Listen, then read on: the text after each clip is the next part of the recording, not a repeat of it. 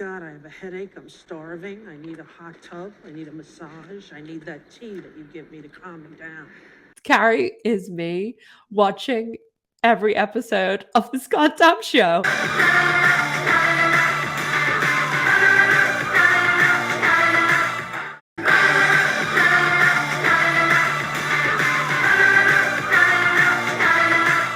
Hey guys, welcome back to the channel and thank you so much for clicking on today's video.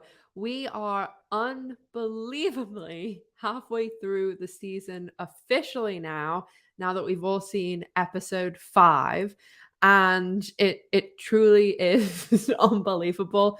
This season has gone by in a flash. So I hope that you guys enjoyed this episode and really looking forward to chatting it all through with you. So make sure that you're subscribed to the channel. Make sure to leave a big thumbs up if you enjoy this video, as it really, really helps the channel out. And make sure to stick around at the end so I can tell you about all the giveaways I'm doing at the moment for L-Word merch, Jennifer Beals autograph, and even meeting some L-Word cast members. So let's get right into today's episode, and we are going to be reviewing episode 5, Lobsters 2. So you guys know the deal by now, breaking it down by character and starting out with Sophie, who doesn't have really too much going on with other people this episode. Sophie actually has mostly her storyline at Alice's show and seeing a bit more about her at work. But there is a little bit at the start with Finley and a little bit at the end, and it's not looking good for the Finley shippers, because Finley obviously found out about Sophie going to Ojai, and just I don't know why Sophie didn't tell Finley the truth in the first place, because if she would have been truthful and been like, okay, hello, Danny's dad has been arrested. It's not like she's, just something tiny has happened. It's a big deal. And she's just saying like, oh, I'm going to be there for Danny. I mean, obviously, like, they did sleep together and it's getting into that messy territory. And Sophie just, she's all over the show. And I really have begun to see people calling Sophie the Jenny Schechter of Generation Q. So, I mean, I don't think you can take that any other way than offensive. So yeah, Sophie, get your shit together. And I did like that bit in the middle of the episode, showing us about the new segment that her and Alice are doing. I did have this moment where I was like, are these real people? I mean, like in our, like, the real world, not the L-Word world.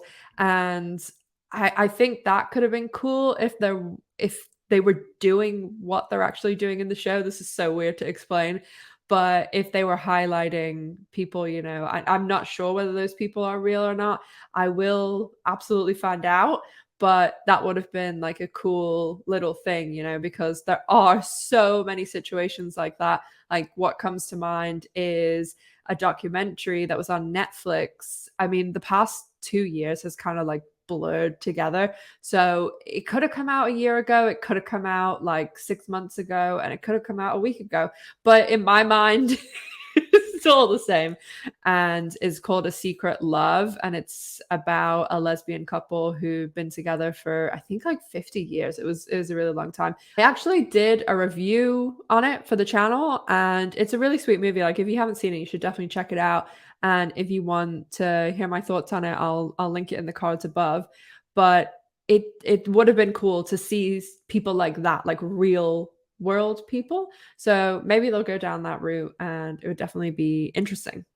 So on to Micah and Maribel. Finally, something happens to them. I mean, I am all for Micah and Maribel. I did have these moments for a while in the earlier episodes where I was like, oh, maybe like Micah likes Maribel and Maribel's like not that into him.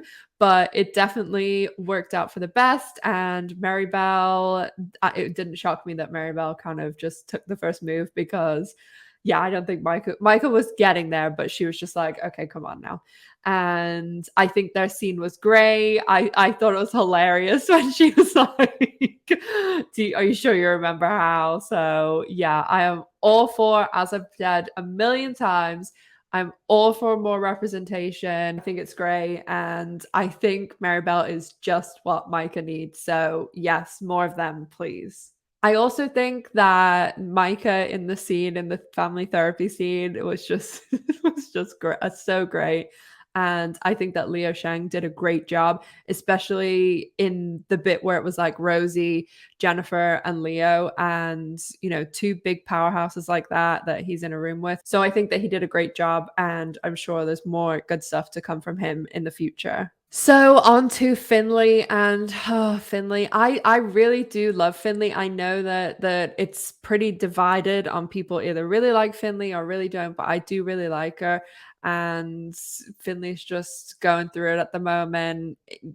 The beginning of the episode where Finley's like starting to hide drink and stuff like that. I mean, that to me is just like huge, massive issue when you're starting to do stuff like that.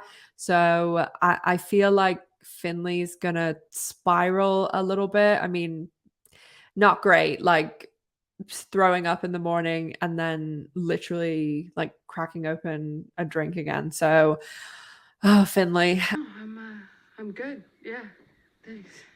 You've been hiding out. I feel like I haven't seen you in a couple days. Yeah, something like that. Finley gets some advice in this episode, but tries to move on. And I mean, they're living in the same house together, so it's going to be difficult. But we did get that little snippet scene from, well, like little teaser from episode 6, and Finley and Sophie talking about avoiding each other and things. So I don't know. The end of the episode, when obviously Sophie sees them, I kind of thought, oh, maybe Finley will come out and see like the sushi boxes, but yeah, I don't know what is going on. They are such a mess.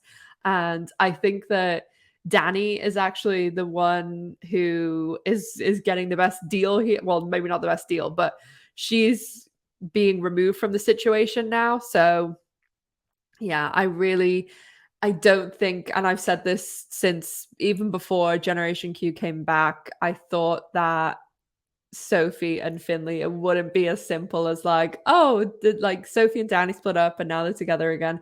So it's definitely going to be even more messy. And yeah, that's my comment. It's going to get even more messy. So I'm here for it. Let's see it. So some big stuff going down for Dani in this episode. She goes to see her dad in jail and basically becomes the CEO of an enormous company. I somehow just became the CEO of my family's company. Oh shit.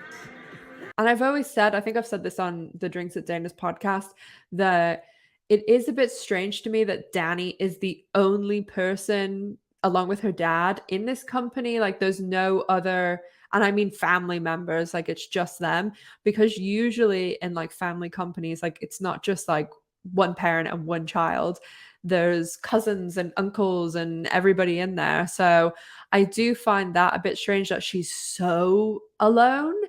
And that's why I'm so glad to see like Gigi and her becoming friends, and like Gigi even took her to the jail to see her dad. And yeah, it's just a mess. I did kind of think it was strange that the dad was so, oh, okay, I'll tell you everything, because like normally in situations like that, and I'm saying this as someone who works in my family's company, that there's certain things in a situation like this where obviously there's something seriously gone wrong, that he's in jail, that you want to protect other members of the family, so you do leave them in the dark about situations. And we know that Dani's family, has something to do with pharmaceuticals, even if that's just like a wing. And sometimes you'll have like different family members in charge of like different areas, so that, I don't know, if the pharmaceutical side does something wrong, that the other sides like aren't affected, and those people that are in charge of that are in the dark about the stuff that's going on in the pharmaceutical side, so that then if something like this happens and people are like arrested and in trouble, that everybody doesn't go down. So I mean, we didn't get huge clarification on what it is that he's being arrested for. So I hope that they do clear that up a bit more, because it was very like, oh, he's in trouble. Like that was pretty much it. So I would like to know more about that. And then I am so here for the Dani and Gigi. I am here first in line. Love it. They all still live together. I'm pretty much the odd man out. I didn't want him to have to pick sides, but I miss him. Have you told him that? Oh my God, you started to sound like Sophie. No, I'm not. I mean, I love Bette and Gigi just for the like pure vanity side of they're super hot together, but Bette is treating Gigi like trash. So Gigi's better than that, and I am more on the Gigi and Dani side now, just because of Bette being Bette. We'll talk about that in a minute.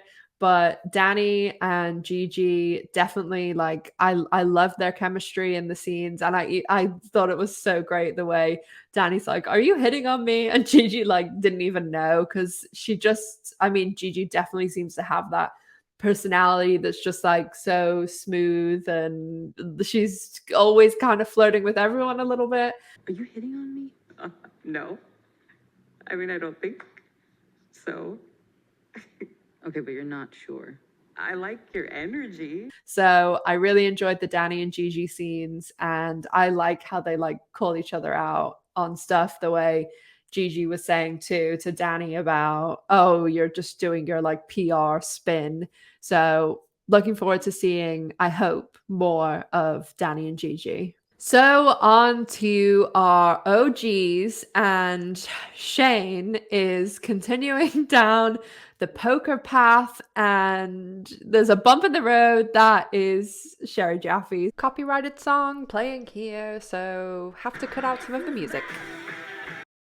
Sherry, this is Shane. Shane, this is Sherry. So we see Rosanna Arquette return in this episode, and she is seeing Tess. So that definitely throws a wrench into Shane's plans, because last week we had Shane kissing Tess. And I've said I did think it was such an odd decision for Showtime to spoil Rosanna Arquette returning.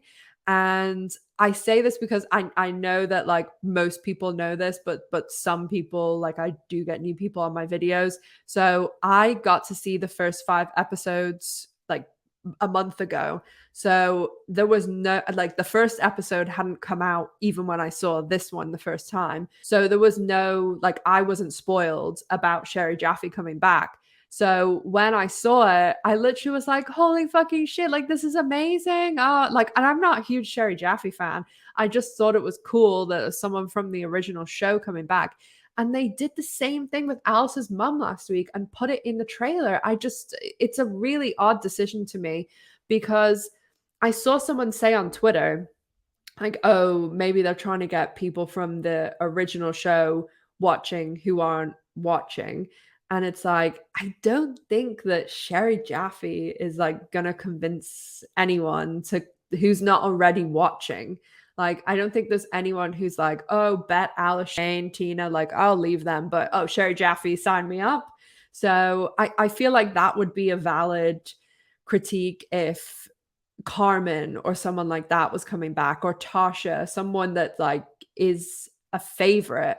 So I did think it was just really odd they put it in the trailer, but you know, that's their decision. They make the show. So I don't know. I want more about this poker thing, because I'm really interested in it. I think it's really cool. Maybe that's because I worked in the poker industry for so long, but I feel like we're not getting any more info at the moment. Like it's just, oh, they're playing poker, but it's like, who are these people? Like, what is the ultimate, like, what's Shane doing? Like, is she trying to make money from this? Is like, what is the absolute goal that Shane has? I don't understand what's motivating her other than she likes to play poker. But guess what? She could literally go to a casino and play poker. Like, I don't understand why she is putting herself at risk, huge risk, doing this. And are they still raking all these games? And if they're still raking, like, is it a huge amount? And it just, I need more information than just occasionally seeing like these panning shots of just all these different people playing poker. Like, what's going on? Are they closing Dana's once a week for this? I have a lot of questions. And also at the end, when Sherry Jaffe came and like knocked on the door and Shane like hid that cash box, I had this really weird feeling that like when Shane goes, "Oh, where's Tess?" I thought that there was going to be something like revealed there, like that Sherry was in on something with Shane. I don't know why. Maybe it's because it like reminded me of a scene in something else I've seen in the past. But yeah, I just feel like there was more going on there, or maybe it's gonna mean something later down the road. But yeah, I really want more. I feel like this storyline, like they were developing it and really into it, and up until episode 2, like there was lots going on, and we saw like Bette and everyone coming, and then it's like now they've been like, oh yeah, like poker is still going on, and just show some poker play. Like, I need to know more. I need to know what Shane's motivation is here. So I wonder if Sherry Jaffe's going to be in any more episodes, but I definitely need some more clarification on what is going on with Shane and Tess and the whole Dana's and poker and everything. So Alice in this episode, oh, Alice, she is really going through it. So she set up, I think it was a date with Nat, but then she was like, oh, I just wanted to ask you a question. So was she, I mean, she said she's going to surprise Nat, but was Nat supposed to come over to ask the question? Or so anyway, Nat cancels on her, and Alice had got lobsters and everything too, which is where we get our title from. And Alice has completely finished her book now. Tom has kind of said to her, oh, yeah, I think they're going to love it. And they have this cute little scene where Tom gives Alice a pen and she thinks she's getting like a diamond tennis bracelet. And Alice shows Tom what she's going to put in her forward of her book. And it's like, has a little cute angle about, you know, him telling her the story about magic and being into magic. So I thought that was really sweet. Congratulations on your first book. Come on. Did you get me a diamond tennis bracelet? Oh, it's a pen. Yeah, because you're a writer. And after Nat cancels, they've gone through this conversation of like, are we friends? Are we gonna, you know, hang out still since I'm not seeing you for the book anymore? And it definitely seems so. And when they go to the beach to release the lobsters, like that scene with Leisha Haley and Donald Faison was just great. I think it was like that silly humor, and I really like their chemistry together. And here is where I definitely was like, okay, we're definitely going down this Alice and Tom route. And I really like the Tom character. I like Donald Faison as an actor. I think that he seems like a really just genuine and like funny guy. And I think it could be a good match for Alice, because Alice is very caught up in the whole like LA stuff, and you know, she's a big successful TV host. So I think it would be nice for her to be with someone very grounded like Tom. And after seeing the little teaser for episode 6, it definitely seems as though maybe something is going to happen with Tom and Alice next episode, but that's just a little prediction. And I loved the lobster scene. I thought it was great. And yeah, I'm up for more Alice and Tom. Bring it on. And so I cannot put this off any further. On to, I mean, I usually say on to my favorite, but she is in the bad books at the moment. Bette Porter. she's out here breaking my Gigi's heart, like just causing destruction everywhere. She is well and truly off the rails.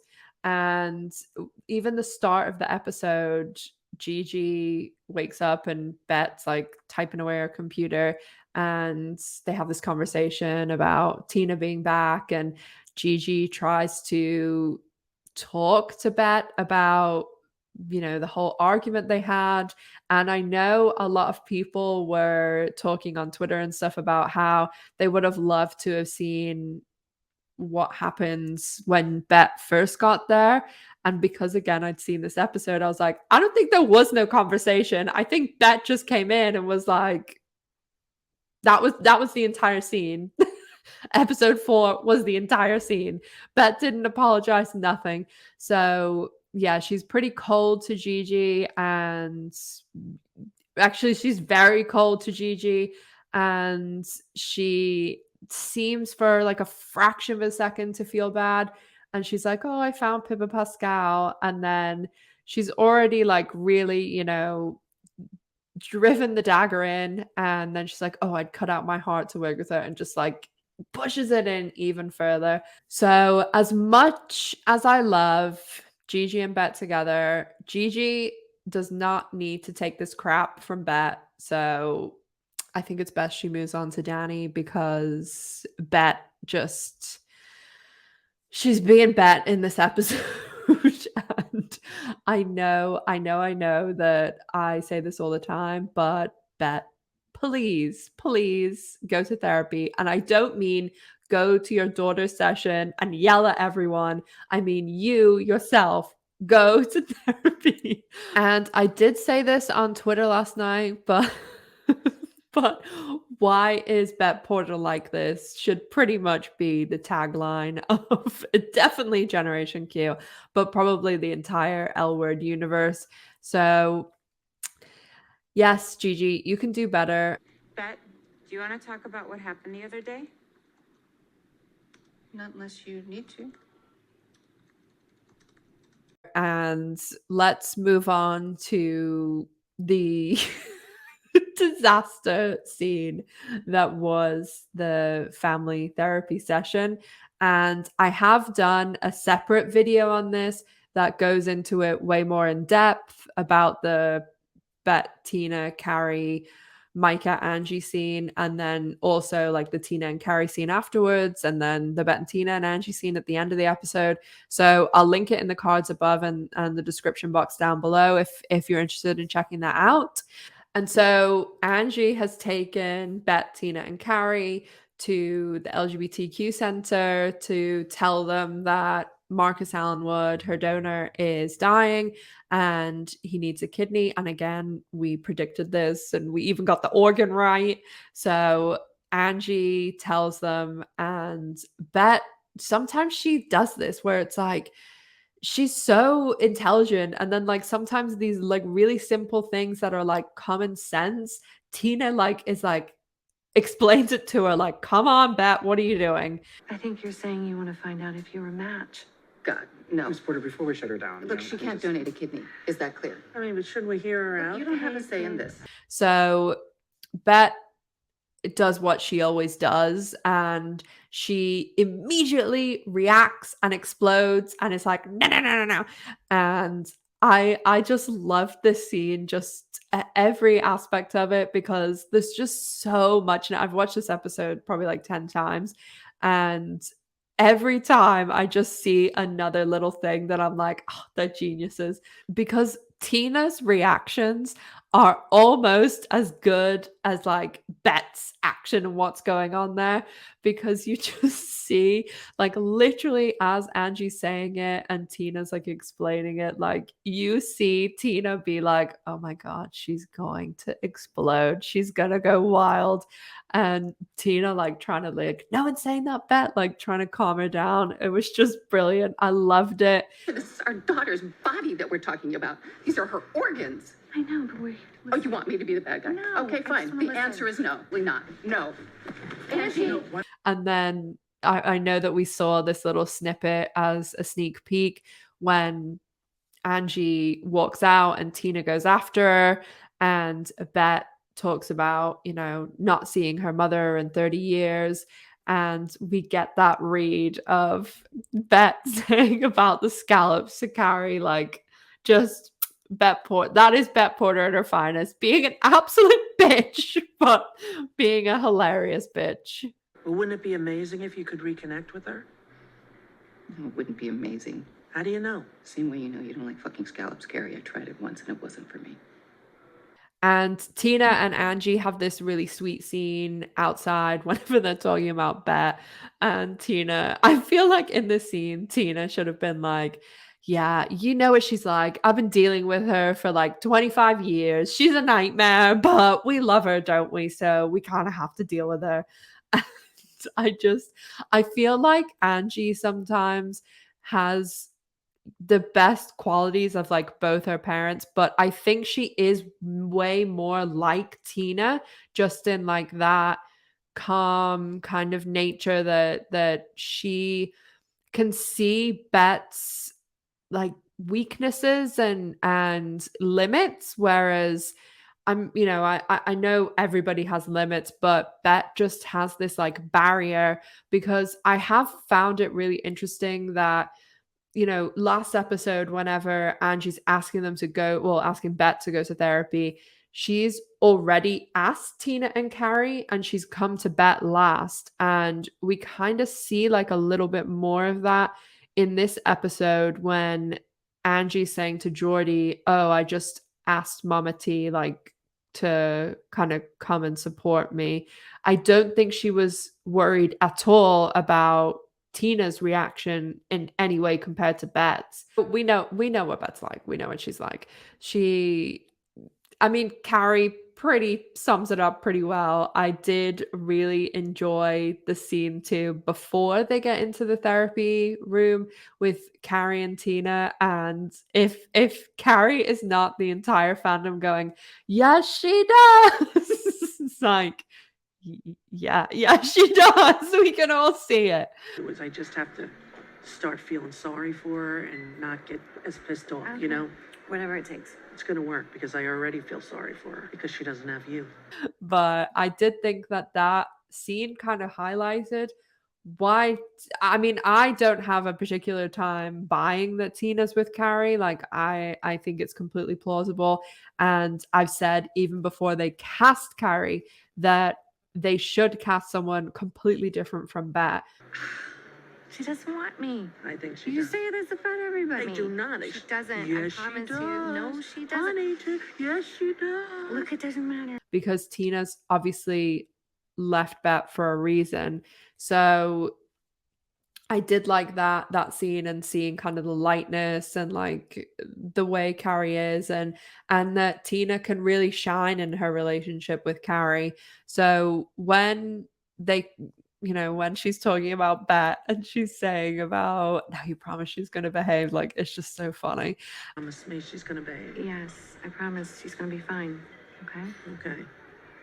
Look, I know that you think that she can be difficult. Yes, and I'd be very surprised to find out that's an unpopular opinion. And later when they've left and Tina and Carrie are walking out, oh Lord, that Carrie is me watching every episode of this goddamn show. Oh my God, I have a headache. I'm starving. I need a hot tub. I need a massage. I need that tea that you give me to calm me down. Like, this is literally me when I'm watching the L Word. But I will be crucified if I do not mention that when Tina and Angie rejoin and Bette is a complete mess. I should have worn my night guard. You know, my jaw's killing me from grinding the whole time. Your daughter is amazing, but that Bette, God, she's a tough one. And really upset. And you can kind of see her trying to restrain herself and trying to stop herself, but she just cannot do it. And she reaches out and grabs Tina's hand. Process what Angie's told us and discuss next steps. And Tina kind of like squeezes it back. And it's a really cute moment and sweet. And then we immediately cut away and see nothing else. So they gave us like one tiny little fleck of hope for the Bette and Tina fans. But as I said, when they go into the car park, they have this argument basically about Bette, and Tina does obviously not like Carrie kind of bashing Bette. And like I see both points, because like I love Bette, I absolutely love Bette, but what Carrie's saying is completely true. Like, she is a very difficult person, and I'm sure that was a nightmare to sit through for Carrie. Look, she'll come around. She always does. We'll be okay. I don't know how you ever married her. What? What? Don't talk about her like that. Like what? But yeah, like she shouldn't have gone for Bette that way, like especially so immediately after like that whole thing that they've been dealing with. So we see them kind of have like an argument and stuff, and I don't know whether we'll see them addressing it, because we do have Laurel and Rosie for such a limited amount of time. And I think that we may see a Rosie and Bette scene without Tina. That's my prediction coming up in episode 7. That's my prediction. So we'll see what happens. There may be Carrie trying to find some sort of truce between Bette, or seeing what's going to happen, because yeah, tensions are high. Again with the too soon. When is it going to be a good time for me? You think we should ask Bette? What do you want me to say? Am I always going to be third? And then we do see Tina and Bette at the end, where Bette is like as physically close to Tina as possible, that they tell Angie that she can get tested to see if she's a match. So I think that is the route we'll be going down, because I remember when we followed the filming of this very, very closely on my channel, and they did film some scenes that were set in a hospital. So I'm guessing that's the way we're going towards the end of the season, but it could be for something, completely different. And so that was episode 5, Lobsters 2. And again, I cannot believe that we're halfway through the season. I am really, really looking forward to episode 6, as that is our karaoke party scene. And it seems as though there is a lot going down in that episode. And I think no matter what happens in the episode, that it's going to be pretty epic, because we know we're getting a Bette, Alice, and Shane karaoke singing scene. So I'm really looking forward to that. If you enjoyed the episode, if you enjoyed this video, make sure to leave a big thumbs up. And if you're not already subscribed to the channel, make sure to subscribe so that you don't miss out on any of the exclusive content or brand new stuff when it comes out. And also a good place to follow me is over on social media. I post a lot of content over there, especially when things are announced or things come out straight away. And also don't forget that I have an L Word merch store and a Patreon.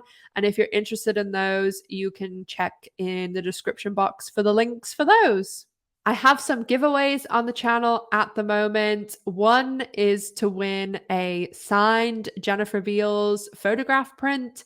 And if you would like to be entered into that, make sure that you're a subscriber and comment on this or any of my other reviews. And I will be doing the draw for that at the end of the season. If you would like to win some free merch, make sure to subscribe and comment on any of my trailer breakdowns. And if you would like 2 tickets to Girls in Wonderland, which is taking place in Florida in October, and you will get to meet Ari Mandy, who plays Dani, and they'll take your picture and everything like that with her.